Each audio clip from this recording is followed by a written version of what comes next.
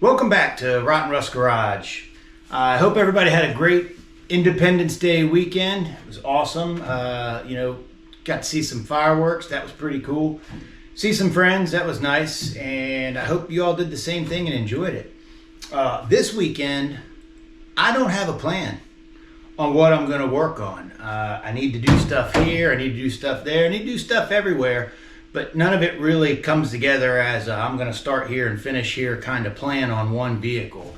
I've got odds and ends galore, and none of it's particularly interesting or exciting.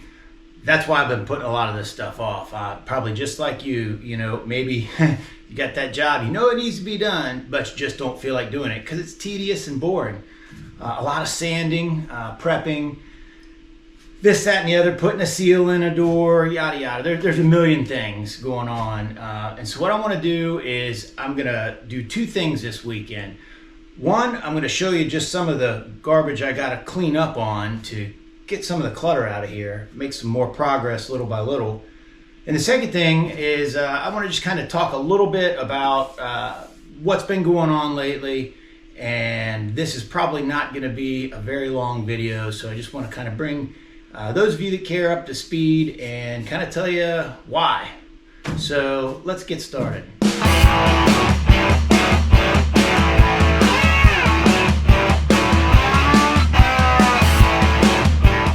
So I've been making these videos for about a year now, and kind of watching what was interesting, things I didn't think would be very interesting ended up being interesting, I guess, to the viewer. Things that I thought were going to be cool got very few watches or whatever. But that's one of the things I'm going to talk about here in just a little bit. But so some of the things I got to do this weekend, I just don't think they're super interesting. And so I'm not going to, I'll get a couple snips, make a montage, speed through it. But let me show you some of the silly things that I've got to do that it's just not interesting. So we'll start with this here. This is the front bumper that's going to go on Fred Turd, right? And it's in really good shape. And this came on my 78. Oh, boy, she's a heavy one. This came on my 78 on the front, and it looked ridiculous on there. Besides, I had a plan, and I showed you in the last video with Frankenstein how I was going to build that I-beam front bumper. So this just kind of got set off to the side. I got to bolt this on Fred, and I started to go do that a little while ago, but I quickly realized I don't like the rust back here. Now, that's perfectionism, and I hate that about myself, but that's sometimes the way I go. I'm really trying to learn that that's good enough. But on this one, you know what? It's so easy while the bumper's off. Hit this with, for 20, 25 minutes of a little bit of sandpaper, wipe it down, shoot some rust reformer on it, rust resolver, whatever it's called, and that'll give it a good long life. And the chrome on the other side is really good. So I want to kind of take care of that today. Boring. All right, how about over here? Let's move over here. So I've also been traveling a bit, and this set of headers fits the 440. And these are pretty cool headers. They were on my dad's 73 Barracuda that we put a 69 440 in when I was very, very young. And used to go up to the racetrack with him, and he ran these headers. They're really good headers. I'm thinking, and I could be wrong, but I gotta, find out. FAFO. These might fit a B body as well, because they fit an E body pretty good. And what do I have to do? Well, I could just leave them all rusty, but that's not me. I'm gonna actually sand these all the way down and get some not all the way, not shiny metal, but knock the loose off of it, because there's plenty of that. They've been sitting around for several years. And I think I'm going to just try and get some high temp paint on them. They'll look a little better for a while. Plus, when I fire the engine up for the first time, they'll smoke like hell, and it'll be awesome because it'll stink like burning paint. And anyway, so that's something. Boring. I know you don't want to see me do that for, 30 minutes, but it's going to take me several hours, several days of sanding on this, and then getting it painted outside. And the humidity right now is way too high outside. I think it's like 85%. It is brutal outside. So got that going on. Let's see, what's the next thing? Oh, door seals in the corn dog. I found some door seals at the junkyard that were shockingly in good shape. My son and I were over there the other weekend, and I need to throw one of those in because when we were driving the corn dog around, the doors are rattling real good because, you know, that doesn't have that tightness of the seal. Plus, it'll help keep the water out a little bit, the rain. So there's that. Bull ring. What else? I mean, I look around. There's so much stuff. Oh, I got to get the drive shaft, the bent drive shaft out of Turd Ferguson, and or my son, as my son calls Fred, the 77 Power Wagon. I got to get that drive shaft out of there. It's bent. Needs to go down to the drive shaft shop. That's going to be expensive. While we're talking about expensive, I guess it's probably a good time to kind of talk a little bit about cost. So I don't have unlimited funds for all these projects, but I tell you what, it takes some good money to do some of these things. And right now, that's not something I have an overabundance of. I'm a weekend warrior. You know, there's other things going on in life. I bet a lot of you experience the exact same thing. It's amazing to watch, you know, the car shows or whatever, where they got, you know, they're putting an EFI on this weekend, next weekend, total rebuild of an engine. Well, if you've ever done that, it's expensive. So that leads me to the next topic. So here we go, the 440. If you saw earlier videos, you know, I was like, I don't care. I know it came out of an RV or a, you know, like a camper truck or something. It was a truck 440. You can see it right there, T440, right? It's a 70 something, 75, I think. I don't remember where we at. Yeah, 1975 440. I figured, you know what? Let's just cram it in there. And I knew it wouldn't reside in there for super long, just to see if it'll run, you know?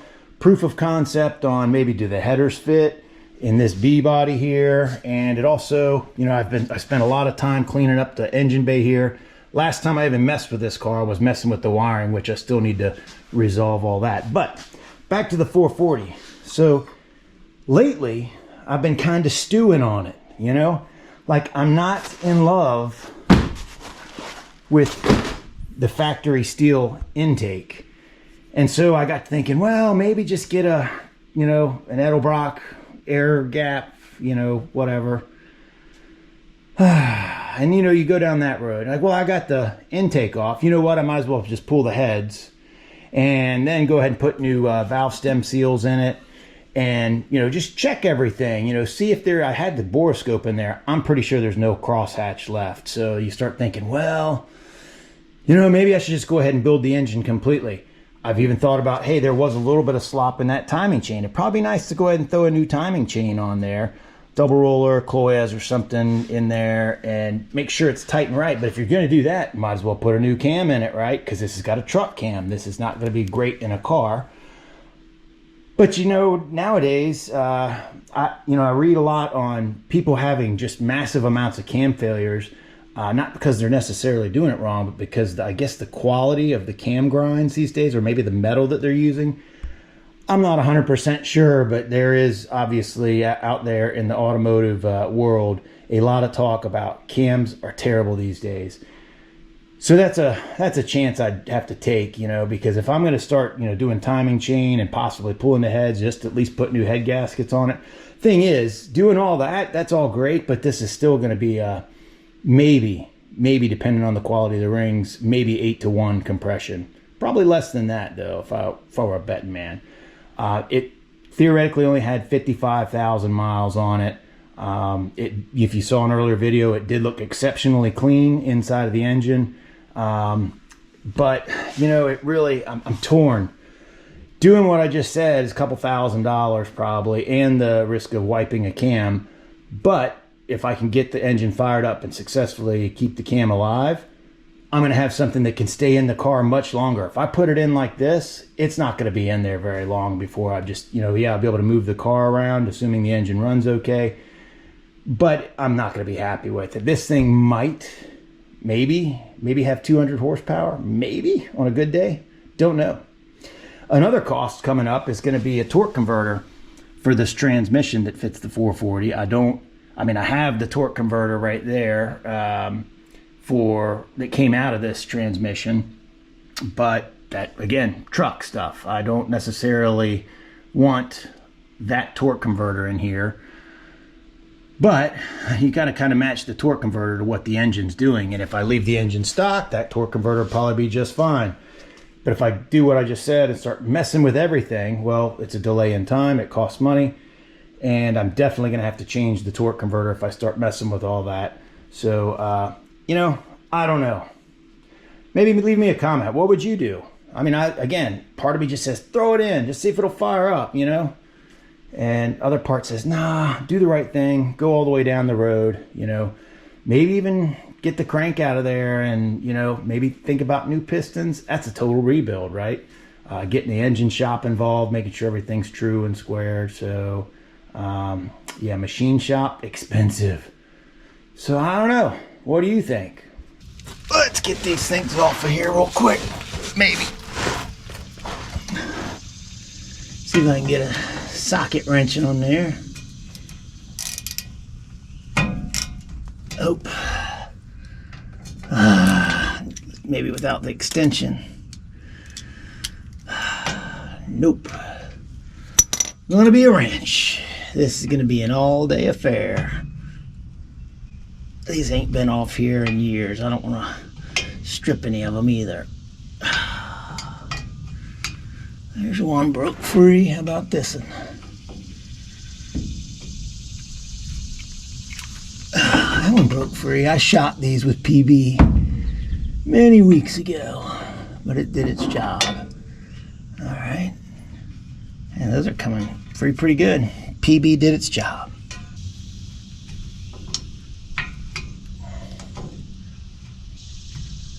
All right, that's going okay.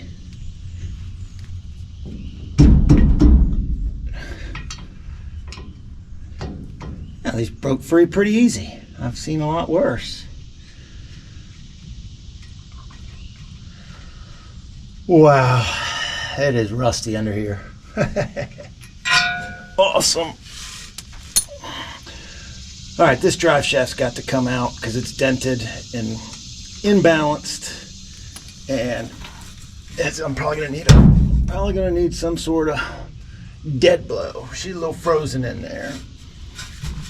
Yeah, let me go get a dead blow.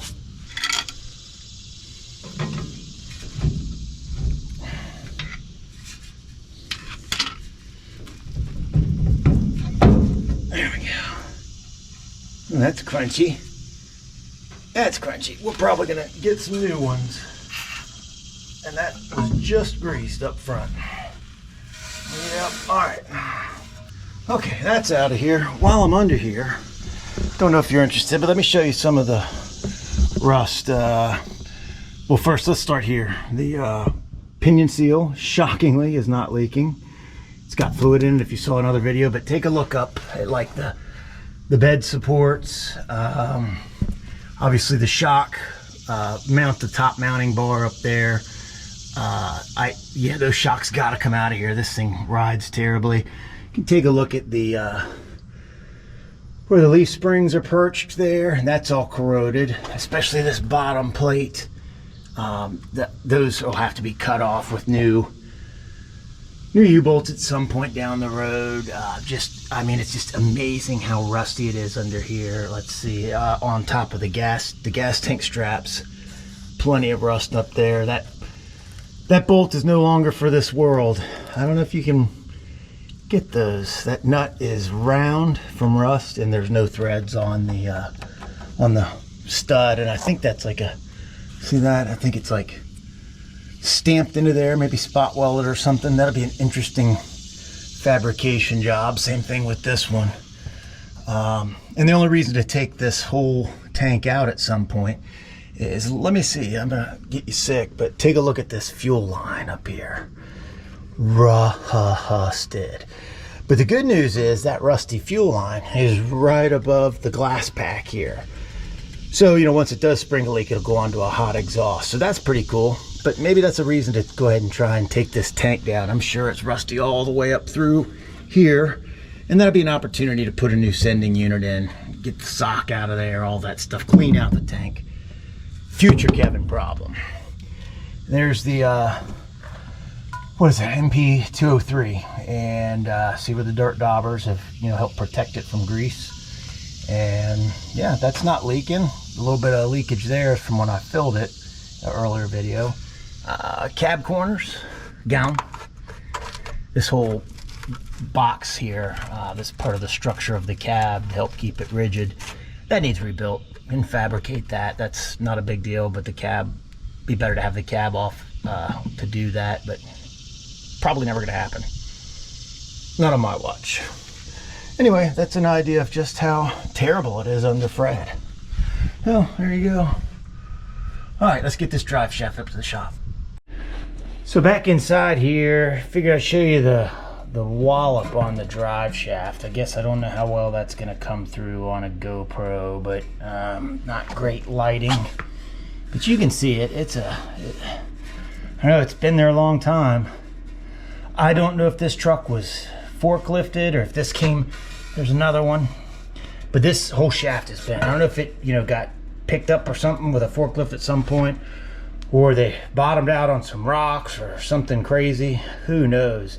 But there's definitely a bend in this, so no fun. Yeah, that's the weight on the one side. It arches up real bad right there. Yeah, it definitely knocked it, and now I gotta just nip off this universal joint here. It's super notchy right at that spot. These are fine. I did throw some more grease in it to see if it was savable, but it is not. It needs to come out of there, so I'll busy myself with that while it's raining and get this thing to a drive shaft shop. Ooh, I don't want to know what they're going to charge me. It's the only one around, and buddy, highway robbery. Here's some more things on my to-do list. Get this fan sanded down, painted. This fan has also got a bent blade on it that I need to re-level. So that's going to take a little bit of doing to get it. It's just one blade got bent. This came off of the 440, and I really want this style fan. Look at all those blades, like a 7-blader, and the centrifugal or the clutch mechanism, and that one's still good. So I need to clean all this up. Tedious, boring, not great content. I need to put this thing on Frank. I don't know if I showed you in the Frank video, but this plate goes to the this bolt here goes to the core support at the bottom, a real huge piece of steel, and then this bolts in on the back side of the power steering unit to give it more structural support to where it won't flex, especially with bigger tires on it. So that's a necessity, so we don't end up tearing up Frank's frame. That's got to go on there. That's just not going to be a fun job. But what other things have I got going on? Here we go.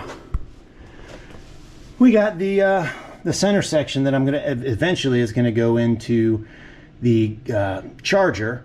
It's a 323 open diff. Again, if you watch previous videos, I believe that the center section in the charger is probably like a 270, what is it, 273, 276, something like that, one of those. This is a 741 case.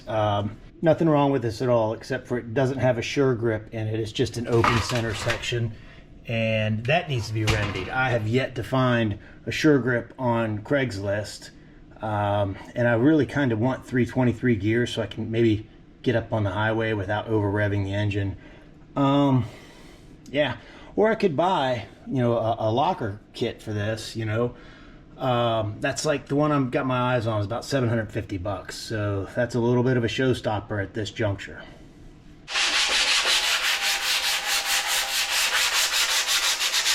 '80 grit.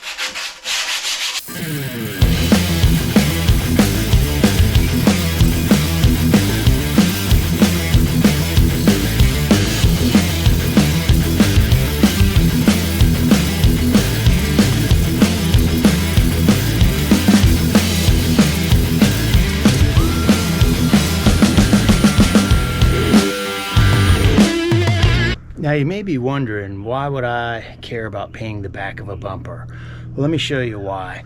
So here's a bumper we pulled off of one of the old trucks that at my brother's that I bought, one of the untitled rusty ones. And let me show you what happens to the back side of these things. Now this one in particular is a rear bumper, so it's going to get the brunt of trash in the back. And see how rusty that is. Left to itself, you end up with this, okay? And that is all the way through the chrome on the other side. So see that? Got those holes there. Still a good bumper. I mean, I can clean this up. It's actually in really good shape other than a couple of holes right there. But obviously, this being a step bumper, it has ledges in there that can capture a bunch of moisture and trash, and I get it.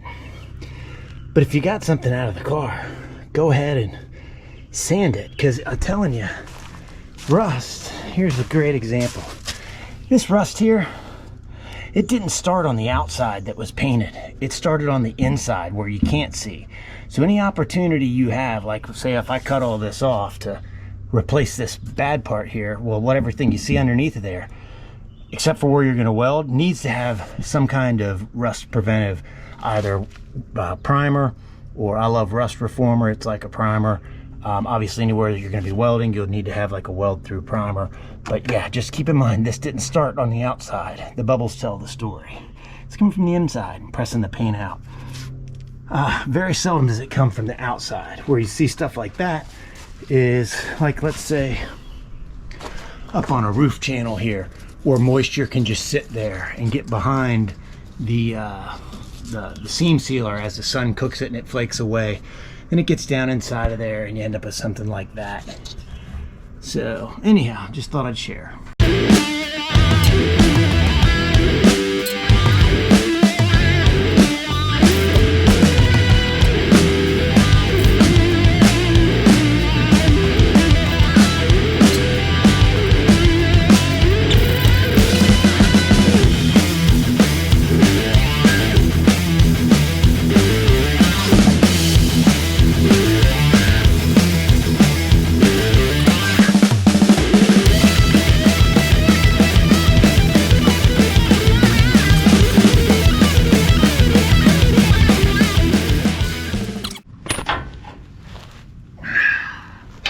Woof, that thing. Rust.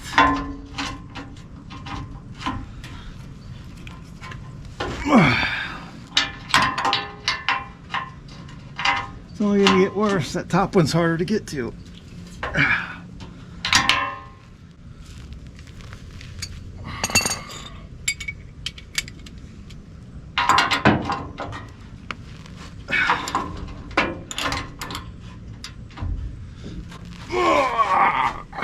Boy, I need to, I'd love it if I could get the impact in there, but I can't. Huh. Man, that is in there. Let's do some encouraging here.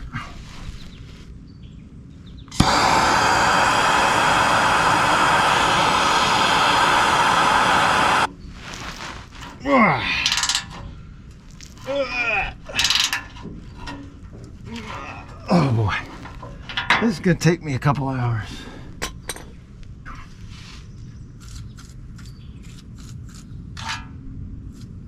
A long way to go. Let's see you guys in a little while.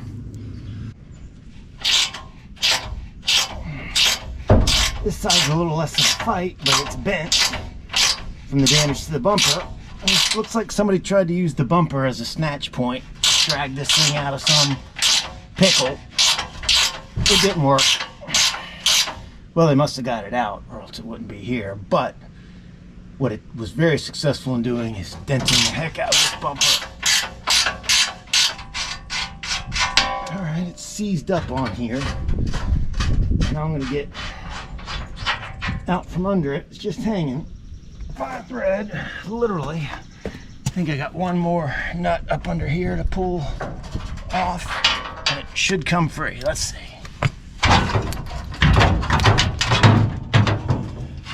There we go. All right. Now you can see, oh God, that's bright. Oof, the sun came back out. You can see the massive damage to it from, yeah, I think somebody grabbed it here with a hook or something. And so that's bent, and that's bent this guy considerably as well. I might get some heat and a large pair of channel locks and flatten that back out to look more like this. First, I'm going to de-scale this, get all the PB blaster off it, and shoot some black paint on it. All right, there's a quick shot. Got that straightened out. That one bent a little funky at the bottom, but It's going to be straight enough. It'll level out a little bit with the bumper. It's going to kind of match this now. But top one bent real easy back with heat. It had actually kinked right there. This one bent flatly right there, and it wanted to just bend in the middle even when I grabbed it over here. So anyhow, that's done now. Throw a little paint on it.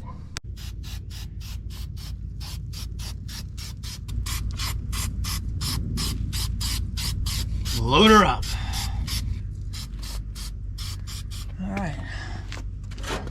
Looking good, Billy Ray. Oh, there's the first few drops of rain. I think it'll pass pretty quick. Heavy stuff's not gonna come down till this afternoon. Good enough. All right, let that dry for about 13 minutes and then throw the bumper on.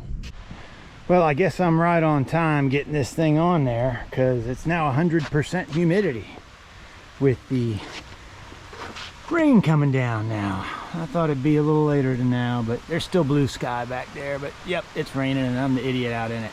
Doesn't that look better? Don't have the big yink, yink, yink going on there, and I love it. So simple things. Obviously it's not a perfect bumper, but it's pretty close, and you can see here where somebody nipped in some lights or something silly at some point, some bracket or whatever. I don't care. Maybe we'll put some lights in there, but I don't want to block the tin grill. That's what it's all about with this truck. Love it. All right, back inside. So, you know, when I talk about possibly doing something with the engine, one of the things is that will take money and time to do all that while I'm doing all the other stuff in life and working through the week. And, you know, that's to be expected. But what's crushing me is only having 2 bays in my shop and not being able to get other stuff in here to do other things. And that's pretty much what pulls me away from the Charger all the time, is like, hey, we got some other little project. The other thing is I realize like the audience typically loves the will it run, and I'm going to drive it 1,000 miles home, you know, after some sketchy, you know, shade tree kind of stuff out in the field. That is cool. I love watching that kind of stuff too. And a lot of this like pure restoration stuff, it's kind of boring, I guess, to a lot of people. But one of the things that, you know, I wanted to talk a little bit about, some personal things. Obviously, we've had some health issues in the family. My wife's been going through a few things, and so that's my main focus in life right now, and it's none of this stuff. And she is my main focus, and that's been pretty dramatic for us. And that's something that I'm going to focus on, obviously, to make sure that she gets, you know, successfully through the other side of these challenges that we're going through right now. That also, you know, that's another reason why I don't want to spend money on parts right now. I need to save the money for, you know, the bills that are coming in, and will continue probably. We've had a lot of stress with fighting with insurance companies and getting doctors to talk to other doctors and yada yada. I hope nobody ever has to go through that mess. But, you know, when you're faced with a challenge, you got to rise to the challenge and just face it head on and do it. So anyway, that's been going on, and, you know, it's really mentally it makes me not want to do a lot of this stuff.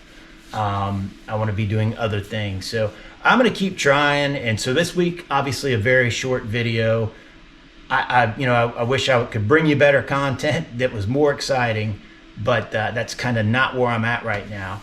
So I do have other things coming up that'll be kind of more projecty, that'll maybe be more interesting. Got to do some work on the step side. There's going to be some body work and some engine work, some repairs done. Get it ready, and I'm going to sell that joker. I think I'm just going to move it on down the road. I got too many projects as is. There's plenty of stuff to do to the corn dog.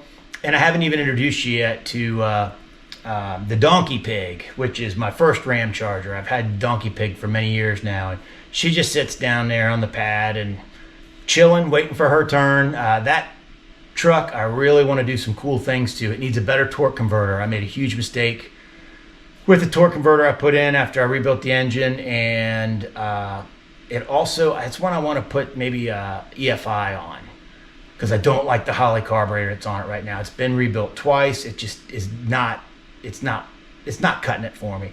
And I don't want to go out and spend $500 on some other carburetor. That's something weird about that carburetor. I don't know. I've gone through it, and then another guy went through it for me, actually. Never been right. So it's an older carburetor. I think it's a Street Avenger. It's not even a truck carburetor, but whatever. And then the last thing I'll leave you with is, again, reminding my audience, hey, I'm not an engine builder. I'm not even a mechanic by trade, although I've been a technician in the Navy early in my career.